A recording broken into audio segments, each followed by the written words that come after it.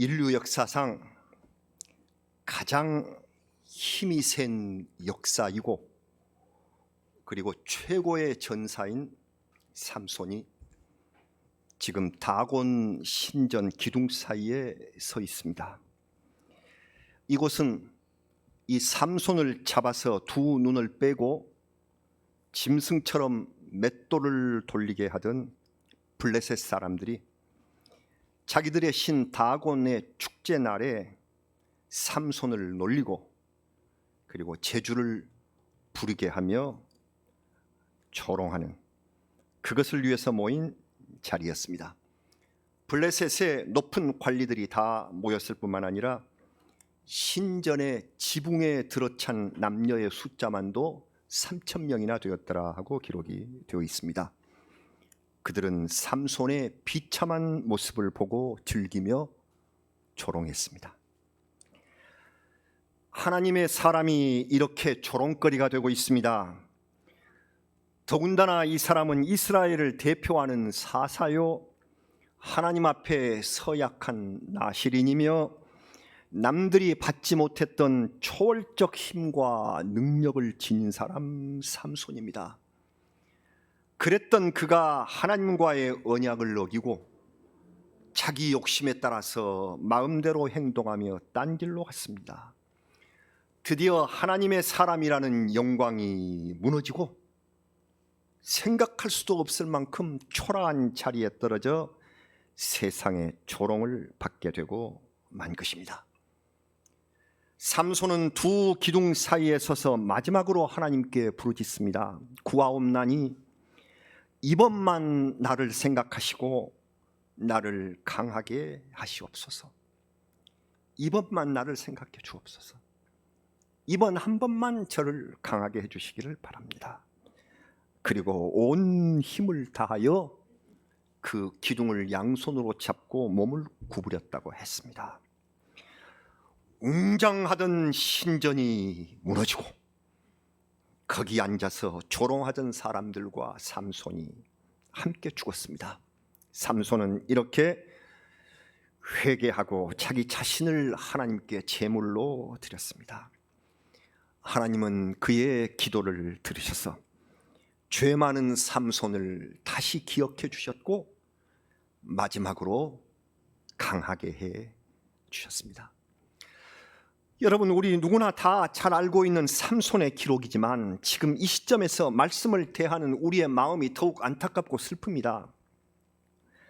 성전에 예배드리러 가지 못하는 괴로움 속에서 그리스도를 향한 세상의 비난과 조롱이 거세어진 시기이기 때문입니다. 우리 그리스도인들은 하나님이 주신 은총과 능력을 받아서 이 세상을 구원할 사명을 가진 사람들입니다. 하나님께서는 구원의 사명을 우리에게 맡기시면서 그래서 우리에게 복 주시고 은혜 허락하시며 다른 사람들이 갖지 못한 특별한 은사와 은총을 주시는 것입니다. 그런데 하나님께 받은 은혜를 우리가 잘난 채 당연시하고 그리고 우리의 세속적 욕망에 눈을 돌리고 이랬던 때에 하나님은 징계를 내리시는 것을 알 수가 있어요. 우리에게 코로나가 닥쳤습니다. 이 시험으로 인하여 한국의 교회와 크리스찬은 마치 삼손처럼 구원자의 모습을 상실한 채 비난의 대상이 되고 말았습니다. 여러분, 우리 생전 처음으로 당하는 일입니다. 한국 교회는 우리 백성의 영적 구원은 물론 우리나라의 근대화와 민주화의 중심에 서서 큰 부흥의 물결을 선도해온 사람들입니다. 우리 한국의 크리스찬들입니다. 삼손처럼 강한 영역을 바탕으로 해서 교회의 성장과 세계를 향한 선교 역량을 온 세상에 발휘를 해왔습니다. 그랬어요. 그러나 이 강한 힘이, 이 강한 크리스찬의 힘이, 교회의 힘이 세속화의 바람으로 인하여 위기를 맞고 있습니다. 우리는 정말로 위태롭고 힘든 시기에 서 있습니다. 예배 제대로 드릴 수 없습니다. 세상의 비난과 조롱은 정말 거셉니다. 우리는 이 시기에 하나님께 부르짖으며 우리도 삼손의 기도를 드립니다. 오 주 여호와여 구하옵나니 이번만 저희를 생각해 주옵소서. 이 위기가 넘어갈 수 있도록 이번만 저희를 생각하시고 기억하여 주옵소서. 이번만 기회를 주신다면 진정한 그리스도인으로 거듭나겠습니다. 하나님께만 영광을 돌리는 한국의 교회가 되겠습니다. 우리 이렇게 다짐해야 된 때입니다. 삼손의 이 기도를 그냥 넘기셔서는 안 됩니다. 아, 이 기도가 우리를 위한 기도였었구나. 강하고 든든했다고 생각하는 한국 교회와 우리를 위한 우리가 해야 할 기도로구나 생각하게 합니다. 삼손이 이처럼 비참한 상태로 떨어진 직접적인 이유는 잘 아시는 대로 소렉 골짜기에 살던 들릴라라는 여인 때문이었습니다. 들릴라는 삼손이 자기를 사랑하는 것을 악용해서 블레셋 방백들에게 돈을 받기로 하고 은 1,100개의 계약을 합니다. 은 1,100을 받기로 하고 삼손의 힘이 어디서 나오는지 그 근원을 알아서 잡아서 그들에게 넘길 계략을 세웠던 것입니다. 자꾸 물어봐요. 자기가 나를 사랑하니까 그 힘의 근원이 무엇인지 내게 말해달라. 삼손은 3번이나 적당히 넘기려고 했습니다. 그러나 여인은 사랑이라는 올무로 집요하게 삼손을 파고들었습니다. 사사기 16장 15절과 16절 말씀을 한번 기억해 보세요. 사사기 16장 15절 16절이 이렇습니다. 들릴라가 삼손에게 이르되 당신의 마음이 내게 있지 아니하면서 당신이 어찌 나를 사랑한다 하느냐. 당신이 이로써 3번이나 나를 희롱하고 당신의 큰 힘이 무엇으로 말미암아 생기는지를 내게 말하지 아니하였도다 하며 날마다 그 말로 그를 재촉하여 조름에 삼손의 마음이 번뇌하여 죽을 지경이라.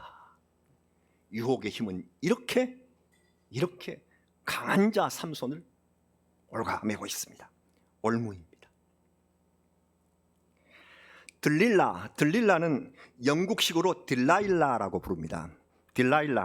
이 딜라일라는 배신한 여자의 상징적인 이름입니다.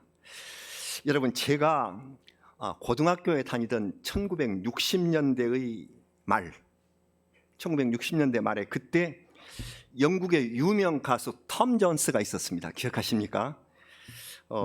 저와 비슷한 세대거나 제 이전 분들은 틀림없이 기억하십니다. 톰 존스, 이 톰 존스의 그가 부른 세계적인 유행가인 딜라일라. 이 딜라일라는 세계적인 유행을 타서 저희를 고등학교 다닐 때 마이 딜라일라, 또 why 딜라일라, 이걸 주로 부르고 다녔는데 당시 이 노래를 모르면 문화와 단절된 미개인 취급을 받았기 때문에, 그래서 저는 지금까지도 I saw the light one the night 이렇게 시작하는 그 딜라일라, 이 곡의 처음 그 가사가 지금도 기억에 남아 있습니다. 그러시죠?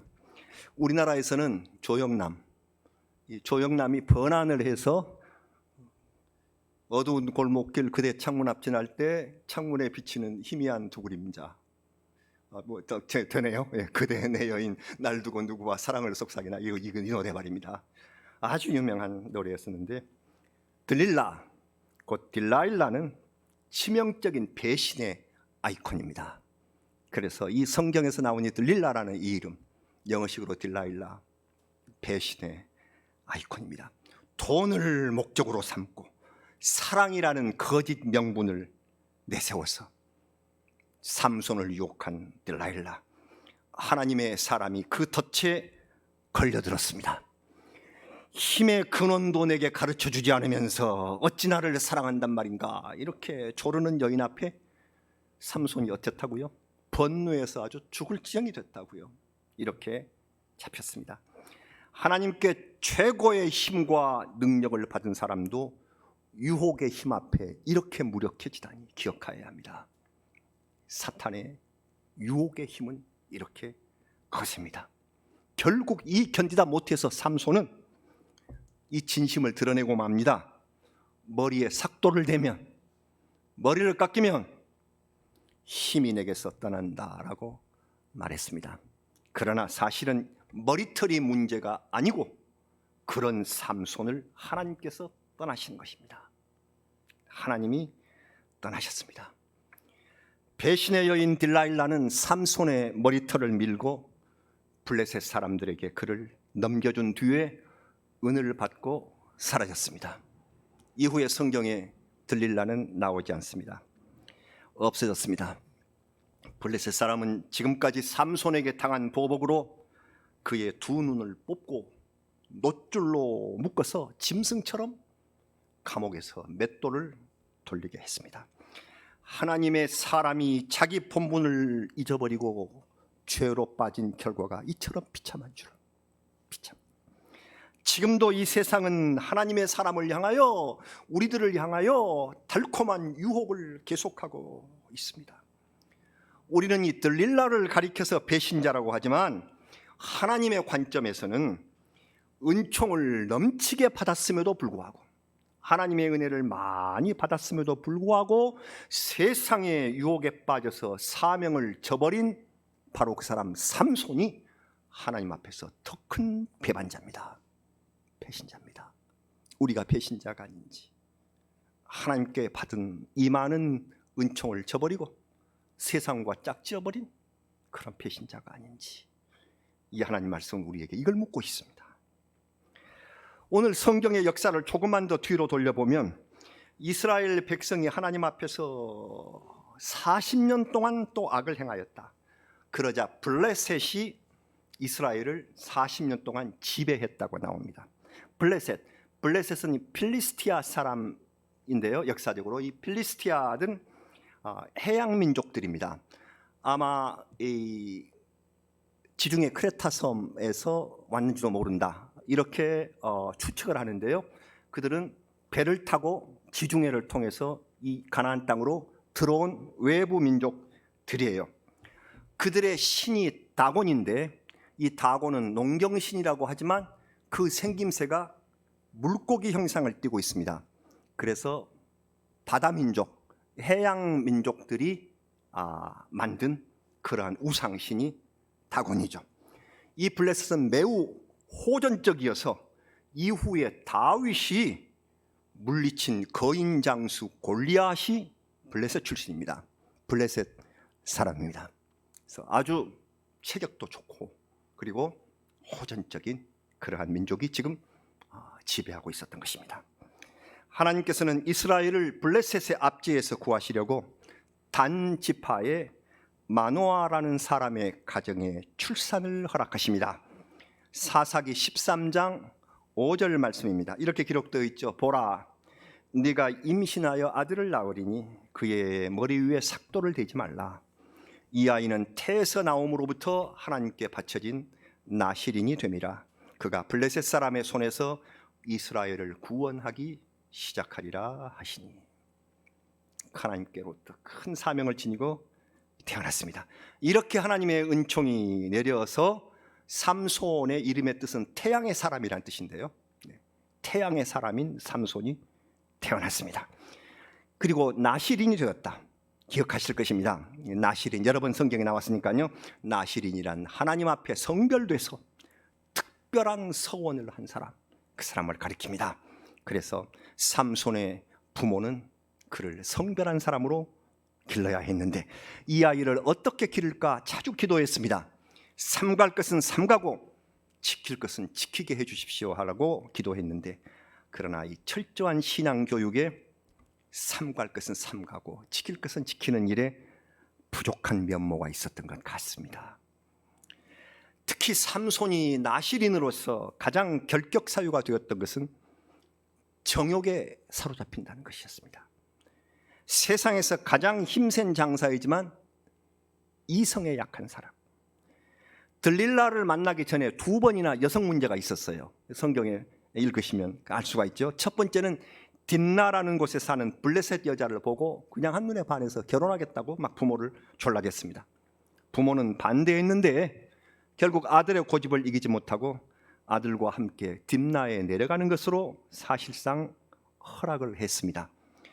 거기 풍속대로 삼손이 수수께끼를 내고 맞추면 옷 30벌을 받고 안 그러면 그걸 준다. 그래서 그 주는 내기를 했는데 이 삼손의 아내가 블레셋 사람들의 협박을 받아서 답을 알려달라고 막 울면서 졸랐죠. 여성이 울면서 졸으면 못 해보는 사람이 삼손. 또 답을 다 말해줬잖아요. 답을 말해주고 그리고 옷을 내놔야 되니까 옷을 노략질해서 나눠주고 떠났습니다. 이후에 다시 처가에 갔더니 세상에 그 장인 되는 사람이 시집 딴 데로 보내버렸다. 그리고 삼손이 무서우니까 동생을 대신 맞으면 어떻게 되냐, 이 모양. 경멸당했습니다. 경멸당한 것에 분노한 삼손이 그들과 큰 싸움을 벌이죠. 그러나 이것의 근거도 함부로 결혼하려고 했습니다. 여성 문제 때문에. 두 번째는 가사라는 지역에, 지금도 가자지구인데요. 그 가자지구, 그 가사라는 지역에 한 기생에게 현혹됐다가 적들에게 포위가 된 적이 있습니다. 적군들이 성문에 매복하고 있다가요, 삼손이 잠들면 새벽에 그를 죽일 생각이었습니다. 이 위기일발의 순간에 삼손은 성의 문짝과 기둥과 빗장을 뽑아버리는, 그냥 성문을 다 뽑아버리는 그런 괴력을 발휘해서 가까스로 죽음을 모면합니다. 하나님의 도우심이 계셨어요. 삼손의 여성 행각은 여기서, 이쯤에서 멈췄어야 했을 것입니다.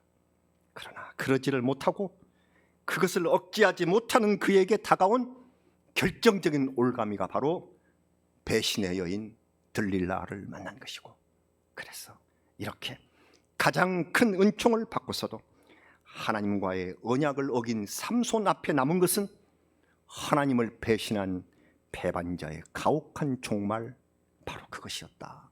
성경을 우리가 아프게 읽습니다. 이렇게 큰 은혜를 받으니까 이렇게 참 아프게 읽습니다. 삼손의 삶을 보면은 일종의 수수께끼 같습니다. 어찌 그리 강할 수가 있었으며 또 어찌 그리 약할 수가 있었을까? 그 강함 그리고 이 약함이 어디서 오는가? 우리 삶에서도 우리의 계획과 실천력에 철저하고 완벽한 능력을 보인 사람이 있는데, 그런 사람도 작은 유혹에 맥없이 넘어가 버리는 그런 경우를 보게 되고요, 그러면서 신앙을 상실하는 그런 경우까지 보게 되는 것입니다. 저렇게 강한 사람도 느슨한 달콤함, 유혹의 달콤함을 이기지 못하는구나 하는 것을 볼 수 있습니다. 지금 많은 정치인들 다 그걸 노리고 있는 사람들이 있는 줄 모르고, 자녀들의 문제, 조그마한 거, 이것에 안 걸리는 이가 없습니다. 그렇게 약점을 노리고 있다는 것을 아시는, 우리의 삶에서 사람 앞에도 노출되는 이런 약점, 우리가 하나님께 받은 은혜를 우리 주님 앞에 당당히 내놓으려고 한다면 이런 작은 약점들을 얼마나 우리가 잘 관리를 해야 할 것인지. 삼손이 결혼하려고 딥나에 내려가서 포도원에 갔을 때 사자 한 마리가 그에게 달려들었습니다. 맨손이었던 삼손은 이 사자를 마치 염소 새끼 다루듯이 찢어버렸다고. 놀라운 힘이었습니다. 역사에서 이 사자를 이겨먹은 사람이 없습니다. 얼마 후에 삼손이 그 포도원에 갔을 때 죽은 사자의 몸에 벌떼가 꿀을 쳐놓았습니다. 사실 나시리는 시체를 가까이 하지 않는 건데, 삼손은 그런 것에 또 좀 약해서 저기 꿀이 있구나, 그 꿀을 따서 먹고 부모에게도 드렸습니다. 재밌거든요. 그래서 이 내용을 수수께끼로 냈습니다. 아마 혼인잔치에는 특별한 이벤트를 마련해야 했었던 모양이에요. 그래서 이 이벤트로서 삼손은 뭘 할까 하다가 리들, 수수께끼를 생각을 했습니다. 그래서 내가 리드를 해야 되겠구나. 그래서 수수께끼를 냈는데, 잘 아시는 대로 사사기 14장 14절 그대로 기록이 되어 있죠. 사사기 14장 14절입니다. 삼손이 그들에게 이르되 먹는 자에게서 먹는 것이 나오고 강한 자에게서 단 것이 나왔느니라. 참 대단히 어렵습니다. 먹는 자에게서 먹는 것, 강한 자에게서 단 것, 그들이 사흘이 되도록 수수께끼를 풀지 못하였더라. 정답이 사자와 꿀입니다. 어쩌면 이 수수께끼는 사자보다 더 강한 삼손이 꿀보다 더 단 유혹에 빠져서 시체를 가까이 하지 말아야 할 나실인의 언약을 위반하고 그 유혹으로 하나님을 떠나버리는 모습을 아마 미리 보는 듯하지 않는가 하는 생각이 듭니다. 그래서 이 수수께끼에, 사실 수수께끼는 짧은 문답 속에 심오한 인생의 지혜를 담고 있기 때문에 아마 이 삼손의 수수께끼는 자신의 앞날을 예견하는 것 같았다 하고 풀이할 수가 있습니다. 이 기회에 우리 성도님들에게 수수께끼를 제가 한번 내볼까요? 문학사에 남아있는, 우리 영원한 문학사에 남아있는 세계적인 수수께끼 한 개를 제가 소개를 하려고 합니다. 그리스에서 발생한 스핑크스 수수께끼입니다. 사람의 머리와 사자의 몸을 가진 괴물 스핑크스가 길을 막고 수수께끼를 내서 맞추지 못한 사람을 다 죽여버렸다. 그러니까 이 수수께끼가 뭔지를 모르죠. 그래서 누가 갈 수가 없었는데 그리스 신화에 나오는 영웅 오이디푸스가 이 스핑크스의 수수께끼를 풉니다. 무슨 그림에 있잖아요. 스핑크스가 사자가 이 수수께끼를 내고 이 지팡이를 든 오이디푸스가 그 앞에 이 바위 위에 발을 올리고 수수께끼를 풉니다. 수수께끼 문제가 무엇이었습니까? 아시죠? 살기 죽기로 수수께끼 내는 겁니다. 아침에는 4발, 낮에는 2발, 저녁에는 3발로 가는 짐승이 무엇이냐? 답이 무엇입니까? 오이디푸스는 그것은 사람이다. 어릴 때는 4발로 기고 그리고 정경할 때 서서 걷다가 늙으면 지팡이에 의지하게 되는 것, 그것이 바로 인생인 것이다. 이 스핑크스가 인생에 대하여 물었죠. 그래서 인생의 답을 오이디푸스가 풀자 스핑크스는 수수께끼가 풀린 것을 알고 스스로 낭떠러지에 몸을 던져서 죽고 말았다. 이 문제가 인생의 문제들이로군요. 수수께끼는 인생의 문제가 기본입니다. 하나 더 할게요. 우리나라 국산품 수수께끼. 삼국유사의 것을 하나 제가 소개를 해드리려고 합니다. 신라 소지왕 때 까마귀가 나타나서 사람을 막 오라고 하는 것 같아요. 그래서 그 책사가 신하가 까마귀를 따라갔더니 한 노인이 왕에게 바치는 편지를 주더라. 그래서 편지를 받아봤더니 겉봉에 개견 2인사 불개 1인사, 개견 열고 10개 열고 보면 편지를 뜯어보면 2인사 2사람이 죽고, 그리고 불개 뜯지 않으면 1사람이 죽는다. 수수께끼입니다. 이게 뭡니까 이게? 그래서 왕이 1명 죽는 것이 낫지 않냐, 뜯어보면 2명 죽는다고 하니까 뜯지 말자, 이렇게 말을 하자 일관이 이제 기상청 직원인데 하늘의 천기를 보는 그 일관이 아마 2사람은 신분이 높은 사람, 그리고 1사람은 신분이 높은 사람이고 2사람은 신분이 더 낮은 사람일 것 같습니다. 그러니 뜯어보심이 옳을 줄로 알아요, 이랬단 말이지요. 사실 보고 싶었는데, 뜯어보고 싶은데 마침 그렇게 말해서 2사람 죽을 작정을 하고 뜯어보니 사금갑, 사 쏘아라, 금갑, 검은고의 갑, 박스, 이 검은고 상자를 쏘아라. 그래서 검은고 상자가 어디 있느냐 그랬더니 왕비방에 검은고 상자가 있어서 거기를 쏘니 그 속에 숨어있던 정체 모를 중이 활을 맞았다. 왕비와 내통해서 왕을 죽이려고 숨어있는 자였습니다. 그래서 왕이 죽는 대신에 왕비와 내통자가 죽었다. 그 얘기가 삼국유사에 쓰여져 있습니다. 한번 살펴보십시오. 사금갑이라고 써진 수수께끼입니다. 그래서 짧은 수수께끼 속에 인생과 국가의 위기가 있고 또 그것을 극복하는 그런 지혜가 담겨져 있는 바로 그러한 문학적 장치가 리들, 이 수수께끼입니다. 지금도 짧은 수수께끼를 통해서 이 시대를 향한 촌철살인이 있습니다. 짧은 수수께끼 속에는 이 시대를 향하여 촌철살인, 작은 펜 하나로 사람의 마음을 날카롭게 찌르는 그런 일이 있는 것, 이게 수수께끼입니다. 그런데 여러분, 이 수수께끼 같은 일이 삼손의 삶에 계속되고 우리 삶에도 계속되고 그렇습니다.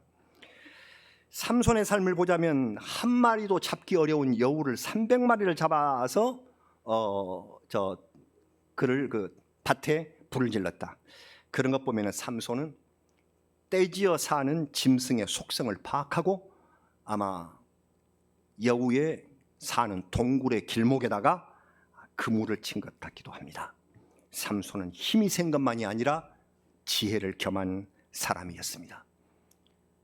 무기가 없는데 나귀의 새 턱뼈, 나귀 턱뼈를 칼이나 창처럼 사용해서 적을 물리쳤고, 그리고 싸움 뒤에 목이 말라 하나님께 부르짖어서 샘이 터지는 에낙고레, 부르짖는 자의 샘, 부르짖은 자의 샘을 하나님께서 터주시는 기적을 경험하기까지 했습니다.